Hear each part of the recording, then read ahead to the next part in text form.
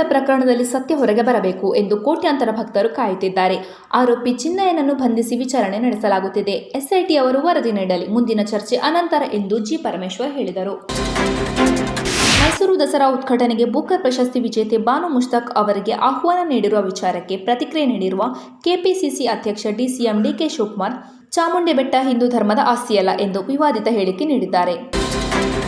ಚತುರ್ಥಿ ಅಂಗವಾಗಿ ಮನೆ ಮನೆಗೆ ಮಣ್ಣಿನ ಗಣಪ ಕಾರ್ಯಕ್ರಮದಲ್ಲಿ ಮಹಾಲಕ್ಷ್ಮಿ ಲೇಔಟ್ ವಿಧಾನಸೌಧ ಕ್ಷೇತ್ರದ ಜನತೆಗೆ ಪರಿಸರ ಪ್ರೇಮಿ 7,000 ಮಣ್ಣಿನ ಗಣಪತಿಯನ್ನು ಶಾಸಕರಾದ ಕೆ. ಗೋಪಾಲಯ್ಯ ಅವರು ವಿತರಿಸಿದರು. ಗ್ರೇಟರ್ ಬೆಂಗಳೂರು ಪ್ರಾಧಿಕಾರವನ್ನು ರಚನೆ ಮಾಡಿ ಸರ್ಕಾರ ಆದೇಶಿಸಿದೆ. ಈ ಆದೇಶದಂತೆ ಗ್ರೇಟರ್ ಬೆಂಗಳೂರು ಪ್ರಾಧಿಕಾರದ ಅಧ್ಯಕ್ಷರಾಗಿ ಮುಖ್ಯಮಂತ್ರಿ ಸಿದ್ದರಾಮಯ್ಯ, ಉಪಾಧ್ಯಕ್ಷರಾಗಿ ಉಪಮುಖ್ಯಮಂತ್ರಿ ಡಿಕೆ ಶಿವಕುಮಾರ್ ನೇಮಕ ಮಾಡಲಾಗಿದೆ. ಭೂ ಸ್ವಾಧೀನಕ್ಕೆ ಸಂಬಂಧಿಸಿದಂತೆ ವಿವಾದಗಳನ್ನು ಇತ್ಯರ್ಥಪಡಿಸದೆ ಕೃಷ್ಣಾ ಮೇಲ್ದಂಡೆ ಯೋಜನೆ 3ನೇ ಹಂತವನ್ನು ಕಾರ್ಯಗತಗೊಳಿಸಲು ಸಾಧ್ಯವಿಲ್ಲ ಎಂದು ಉಪಮುಖ್ಯಮಂತ್ರಿ ಡಿಕೆ ಶಿವಕುಮಾರ್ ಹೇಳಿದ್ದಾರೆ. ಸಿಎಂ ಡಿಕೆ ಶಿವಕುಮಾರ್ ಅವರಿಗೆ ಕಿಂಚಿತ್ತಾದರೂ ಸ್ವಾಭಿಮಾನ ಇದ್ದಿದ್ದರೆ, ಕಿಂಚಿತ್ತಾದರೂ ಧೈರ್ಯ ಇದ್ದಿದ್ದರೆ ಕ್ಷಮೆ ಕೇಳಬಾರದಿತ್ತು. ಕೇಳಲೇಬೇಕು ಎನ್ನುವ ಒತ್ತಡ ಇದ್ದಿದ್ದರೆ ಮುಲಾಜಿಲ್ಲದೆ ಕಾಂಗ್ರೆಸ್ ಪಕ್ಷದ ಸದಸ್ಯತ್ವಕ್ಕೆ ರಾಜೀನಾಮೆ ನೀಡಬೇಕಿತ್ತು ಎಂದು ವಿಧಾನಸಭೆ ವಿಪಕ್ಷ ನಾಯಕ ಆರ್. ಅಶೋಕ್ ಹೇಳಿದ್ದಾರೆ.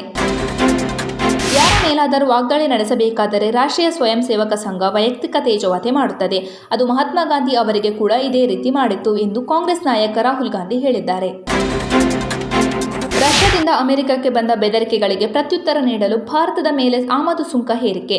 ಅಮೆರಿಕ ಯುಎಸ್ ಅಧ್ಯಕ್ಷ ಡೊನಾಲ್ಡ್ ಟ್ರಂಪ್ ಅಮೆರಿಕವು ಭಾರತಕ್ಕೆ ನೋಟಿಸ್ ಜಾರಿ ಮಾಡಿದ್ದು, ಅದರಲ್ಲಿ ಆಗಸ್ಟ್ 27ರಿಂದ ಹೆಚ್ಚುವರಿ ಆಮದು ಸುಂಕಗಳನ್ನು ವಿಧಿಸಲಾಗುವುದು ಎಂದು ಹೇಳಿದೆ. ಮಾಜಿ ಚಾಂಪಿಯನ್ ಹುಬ್ಬಳ್ಳಿ ಟೈಗರ್ಸ್ ಕೆಎಸ್ಸಿಎ ಮಹಾರಾಜ ಟ್ರೋಫಿ T20 ಟೂರ್ನಿಯಲ್ಲಿ 2ನೇ ಬಾರಿ ಫೈನಲ್ ಪ್ರವೇಶಿಸಿದೆ. ಮಂಗಳವಾರ ನಡೆದ ಕ್ವಾಲಿಫೈಯರ್ 1 ಪಂದ್ಯದಲ್ಲಿ ಮಂಗಳೂರು ಡ್ರ್ಯಾಗನ್ಸ್ ವಿರುದ್ಧ ಹುಬ್ಬಳ್ಳಿ ತಂಡ 110 ರನ್ ಭರ್ಜರಿ ಜಯಗಳಿಸಿತು. ಇದರೊಂದಿಗೆ ತಂಡ ನೇರವಾಗಿ ಫೈನಲ್ ತಲುಪಿತು. ಅಸ್ತ್ರ ಪ್ರೊಡಕ್ಷನ್ ಲಾಂಛನದಲ್ಲಿ ಸ್ವರಾಜ್ ಶೆಟ್ಟಿ ನಿರ್ದೇಶನದಲ್ಲಿ ಲಂಚುಲಾಲ್ ಕೆಎಸ್ ನಿರ್ಮಾಣದಲ್ಲಿ ತಯಾರಾದ ನೆತ್ತರೆಕೆರೆ ತುಳು ಸಿನಿಮಾ ಆಗಸ್ಟ್ 29ರಂದು ಕರಾವಳಿ ಜಿಲ್ಲೆಯಾದ್ಯಂತ ತೆರೆ ಕಾಣಲಿದೆ. ನೆತ್ತರೆಕೆರೆ ಸಿನಿಮಾ ರಂಗದಲ್ಲಿ ಹೊಸ ಸಂಚಲನವನ್ನು ಸೃಷ್ಟಿಸಲಿದೆ. ನೆತ್ತರೆಕೆರೆ ವಿಭಿನ್ನ ಬಗೆಯ ಕಮರ್ಷಿಯಲ್ ಚಿತ್ರವಾಗಿದೆ.